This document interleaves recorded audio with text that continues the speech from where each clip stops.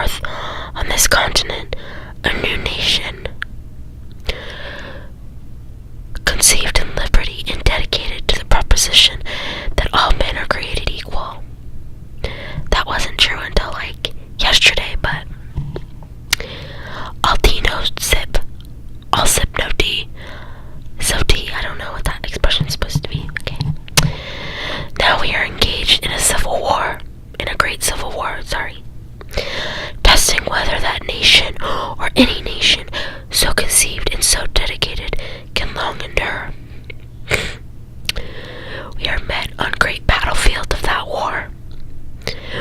We have come to dedicate a portion of that field as a final resting place for those who here gave their lives. That nation must live. It is altogether fitting and proper that we should do this. But in a larger sense, we cannot dedicate, we cannot consecrate, we cannot hallow that ground. The brave men, living and dead, who struggled here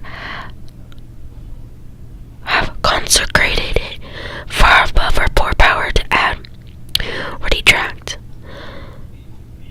The world will little note nor long remember what we say here, but it can never forget what they did here. It is for us, the living, rather to be dedicated here to the unfinished work,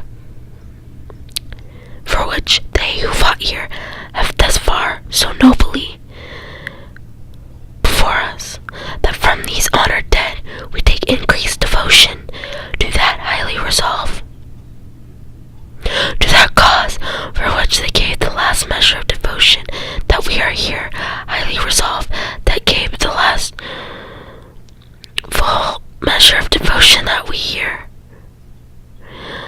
I read that line 2 times.